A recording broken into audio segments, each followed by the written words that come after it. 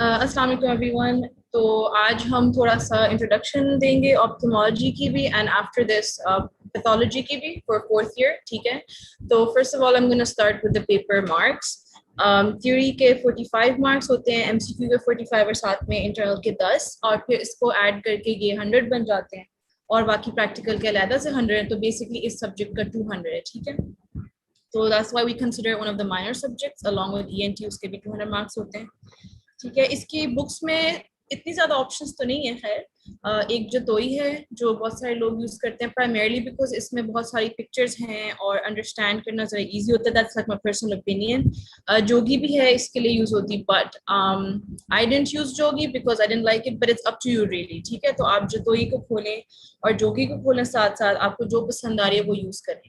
What I really want two point out is, अगर आप Jatoi use कर रहे हैं, ठीक है, तो आप सिर्फ जतोई यूज करें या फिर आप उसको नेल्सन के साथ भी पेयर कर सकते हैं। नेल्सन थोड़ी बड़ी बुक है, तो अगर आप जैसे फॉर एग्जांपल अभी आप पढ़ना स्टार्ट कर रहे हैं तो you can definitely go for Nelson. तो आप थोड़ी सी अंडरस्टैंडिंग आपकी अच्छी हो जाएगी इसमें। थोड़ी एक्सटेंसिव रीडिंग और थोड़ा एक्स्ट्रा टाइम लगता है नेल्सन को पढ़ने में, बट इट्स अ गुड मतलब for understanding and for concept development ये बहुत अच्छी बुक है।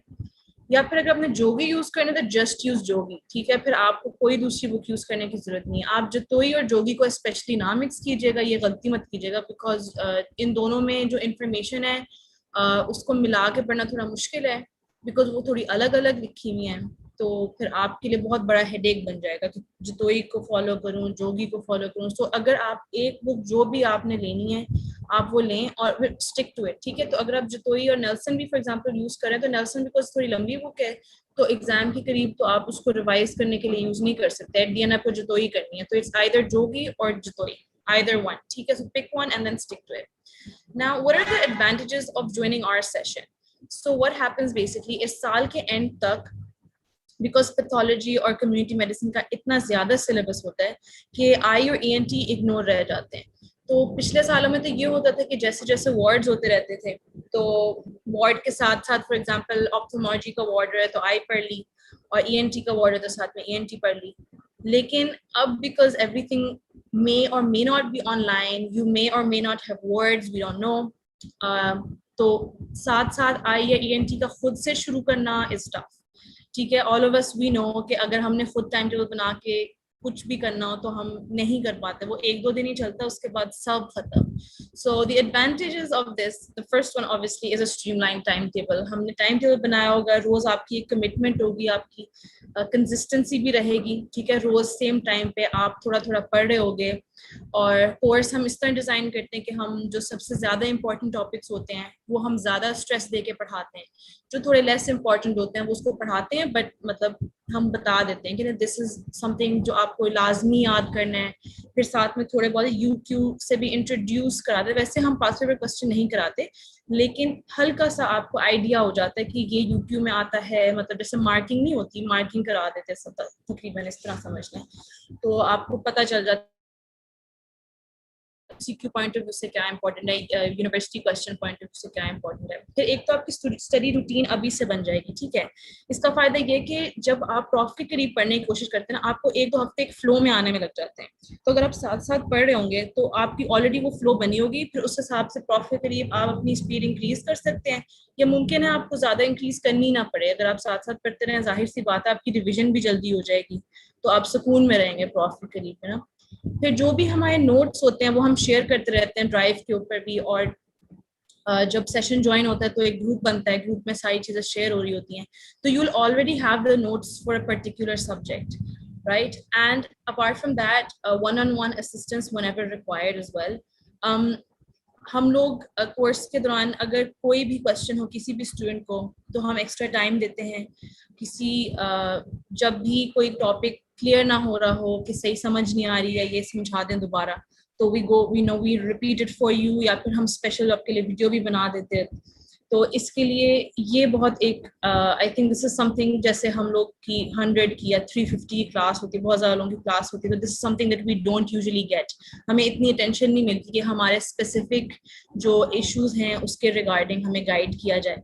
तो this is a really big advantage as well. And then obviously हम अभी पेपर जो है हमने दिया होता है, तो you will get an insight from a senior, we already passed the exam, we already attended the wards, हमें पता चल रहा है कि अभी अभी क्या चल रहा है और कैसे कैसे टीचर्स पढ़ा रहे हैं, और रिसेंट यूएचएस के पास पेपर्स में क्या क्या आ रहा है, ठीक है।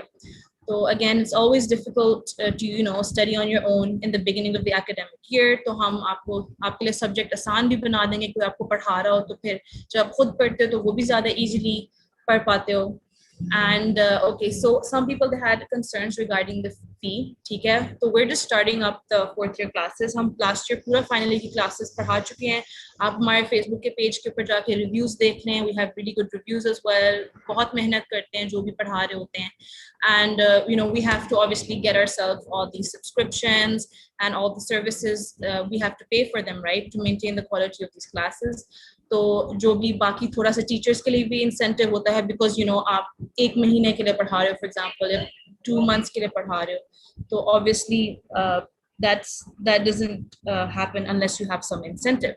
उसके अलावा we make lesson plans, और एक टॉपिक को अच्छे से पढ़ना, पहले उसका lesson plan बनाना, उसके notes banana, and then teaching it, and then obviously giving all the students extra attention as well. So it's a very difficult and time consuming process as well for us. But then again, if you have any concerns, आप MedicozRepublic के number पे जो है आप हमें contact करें, and we'll work it out with you इंशाल्लाह, ठीक है। बस आप पढ़ने वाले बने, मतलब if you want to study, if you want to go for it, just go for it, ठीक है। यूट्यूब चैनल पे भी काफ़ी हमारे पास रिसोर्सेज हैं, mostly for final year, but इंशाल्लाह 4th ईयर के लिए भी हम अब डालना शुरू कर देंगे, ठीक है। एंड इंशाल्लाह आप हमें फीडबैक अपना देते रहें साथ साथ, तो हम आपके मुताबिक अपने टीचिंग स्टाइल और हर चीज़ को इवॉल्व करते रहेंगे to make it better for you guys, right? So as a small sample, ठीक है, what I have decided to do for ophthalmology is that the first 3 days is going to be a trial session. तो हम आपको जो registration form है ophthalmology के लिए, आप उसको fill out करें, and we'll add you to a group, and इंशाल्लाह आप Zoom हमारे साथ attend करें sessions. तो the first 3 you can have and see कि आपको कैसी लग रही हैं classes. अगर आपको पसंद है तो आप continue कर सकते हैं with us, and it'll be I think it'll be a really good experience for you as well. ठीक है, so for the first 3 classes it's a free trial, and I really hope कि आप लोग register करें उसके लिए। तो that's it for the introduction to ophthalmology. I thought कि आज मैं थोड़ी सी anatomy of ophthalmology पढ़ा दूँ। So I'm just going to take a small break. I see some messages in the chat. Okay, I'm just going to take a 2-minute break, and then I'll be back with you. ठीक है ना?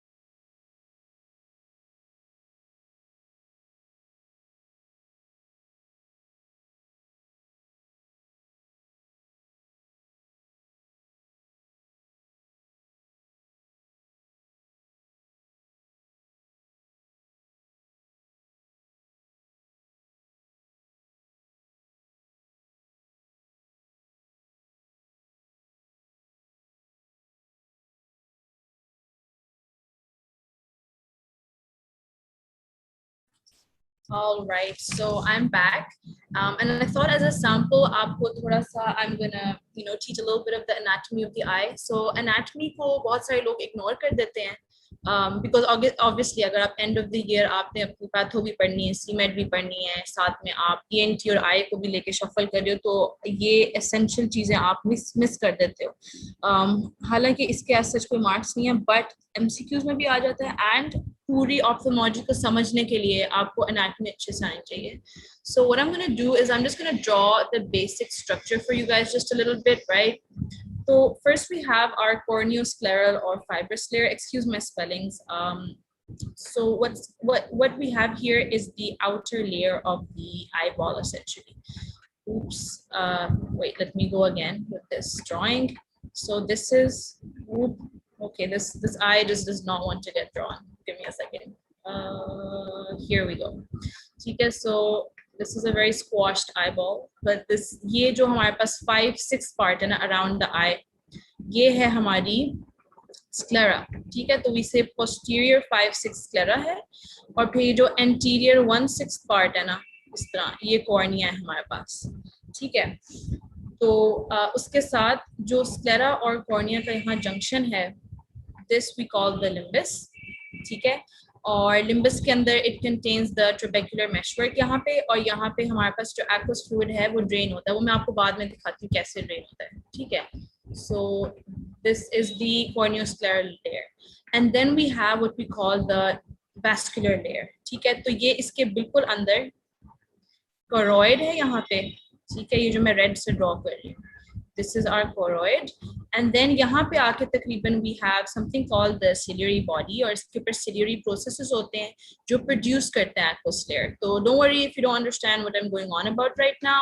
आपको अभी मैं सारा aqueous fluid का बता दूंगी कि कैसे वो बनता है, कहाँ ड्रेन होता है. एंड देन इसी लेयर जो vascular layer है, यहाँ choroid है, और ये आपके पास आगे आ रहा है iris. ठीक है, और आइरिस के यहाँ पे ये जो होल रह गया, इसको हम कहते हैं प्यूपिल. ठीक है, ये प्यूपिल के थ्रू जो है हमारे पास लाइट रेज एंटर होती हैं. ठीक है, और ये आइरिस जो है ये बड़ा छोटा होता है, हमें पता है इसके अंदर सर्कुलर मसल्स होते हैं, रेडियल मसल्स होते हैं, तो they are responsible for making this aperture bigger और smaller depending on the light, और फिर लाइट एंटर होती है. ऑलराइट, तो this is our vascular layer, and then we have the retinal layer. ठीक है, रेटिना के अंदर retinal pigment epithelium होती है और sensory layer होती है. तो choroid के साथ जो बिल्कुल लगी हुई है ना, वो हमारे पास retinal pigment epithelium है. ठीक है, बिल्कुल इसके साथ यहाँ लगी हुई choroid के बिल्कुल अंदर. ठीक है, उसके बाद हमारे पास क्या आ रही है, जो रेटिना की sensory layer है. ठीक है, ये यहाँ अंदर लगे हुए इस तरह. ऑलराइट, तो ये हो गए हमारे लेयर्स. ठीक है, और ऑब्वियसली जो सेंसरी लेयर है उसकी it converts the light energy into electrical energy, and then यहाँ पे हमारे पास है ऑप्टिक नर्व. ये हमारे पास ऑप्टिक नर्व है. तो इस वाले एरिया में हमारे पास कोई रॉड्स और कोन्स नहीं है. ठीक है, यहाँ पे सिर्फ उसके फाइबर्स कन्वर्ज हो रहे हैं और फिर ये जा रही है. अब यहाँ पे एक स्ट्रक्चर है बहुत जरूरी आइरिस के बिल्कुल पीछे, इट इज आवर लेंस. ठीक है, let me just see if I can draw it properly. ठीक है, अब what happens is ये मैंने इस तरह जो ड्रॉ किया है, लेंस हल्का सा ना आइरिस को इस तरह हल्का सा बिल्कुल टच हो रहा होता है. So if I could just draw it like this, हल्का सा बिल्कुल, वैसे स्पेस होती है इनके दरमियान थोड़ी सी, और यहाँ से हमारे पास ये सस्पेंसरी लिगामेंट्स है, ये सिलियरी बॉडी से यहाँ अटैच्ड है. ठीक है, तो ये हमारा बन गया लेंस. अब ये यूज होता है अकोमोडेशन वगैरह में. हम जब एरर्स ऑफ रिफ्रैक्शन पढ़ेंगे तो हम देखेंगे how the lens moves and adjust itself, और फिर मायोपिया और वगैरह में क्या इश्यूज होते हैं. राइट, तो दिस इज आवर लेंस. अच्छा, now I wanted to tell you about the segments. Right, एक एंटीरियर सेगमेंट होता है और पोस्टीरियर सेगमेंट. तो I am just gonna select a nice colour over here. Okay, so ये जो है लेंस तक ये एक लाइन है, यहाँ ये एंटीरियर सेगमेंट है और ये हमारे पास पोस्टीरियर सेगमेंट है. ठीक है, फिर जो ये एंटीरियर सेगमेंट है ये भी दो में डिवाइडेड है. ठीक है, एंटीरियर एंड पोस्टीरियर चेम्बर। अच्छा, अब क्या होता है, प्रॉफ के करीब ये सेगमेंट और चेम्बर सारा मिक्स हो रहा होता है, ठीक है। तो याद रखें ये एंटीरियर सेगमेंट है, ये पोस्टीरियर सेगमेंट है, और फिर हमारे पास ये दो चेम्बर्स आएंगे, मैं आपको चेम्बर्स का भी बताती हूँ। तो ये हमारे पास iris is the dividing part for the chambers, ठीक है। ये एंटीरियर चेम्बर इधर है और ये पोस्टीरियर चेम्बर इधर है। ये जो हल्की सी लेंस और आइरिस में जो जगह है ना, ये पोस्टीरियर चेम्बर यहाँ पे है, ठीक है। तो एक्वस बेसिकली हमने जो एक्वस लेयर है, जो उसका फ्लूइड है, उसकी मूवमेंट हमें समझ आनी चाहिए। उसकी मूवमेंट इस तरह की, यहाँ ये सिलरी प्रोसेसेस होंगे, यहाँ से वो प्रोड्यूस होता है, ये प्यूपिल के थ्रू वो पोस्टीरियर से एंटीरियर चेम्बर के अंदर आता है, और यहाँ लिम्बस के लेवल पे यहाँ ट्रेबेकुलर मेशवर्क होगा, वो यहाँ ड्रेन हो जाता है, ठीक है। फॉर एग्जांपल से यहाँ से आ रहा है, वो इसके प्यूपिल के थ्रू आया और यहाँ ड्रेन हो गया। और ये मूवमेंट आपके लिए बहुत जरूरी है, क्योंकि जब हम ग्लॉकोमा वगैरह पढ़ेंगे तो उसके अंदर विल सी कि ये इसकी ब्लॉकेज कैसे हो जाती है इस पाथवे की, ठीक है ना। इस पाथवे की ब्लॉकेज से ही आई के अंदर सारा प्रेशर वगैरह इंक्रीज हो रहा होता है। तो ये अंडरस्टैंडिंग आपकी बहुत जरूरी है इधर, ठीक है। तो this was it for the basic structure of the anatomy of the eye, ठीक है। ये थोड़ा सा आपके लिए सैंपल था।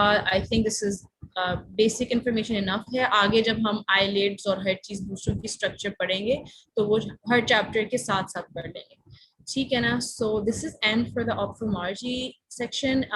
Again, I want you guys to fill in the registration form. You guys will get a 3 days free trial. आप देख लें आपको हमारी टीचिंग कैसी लग रही है, हमें फीडबैक दें, हम इम्प्रूव करेंगे इंशाल्लाह for you guys, and whatever else you want, आप हमारे नंबर पे कांटेक्ट करें and just let us know and we'll be here to help you out inshallah. So I'm just gonna pass this on to my colleague and she's going to tell you a little bit about pathology.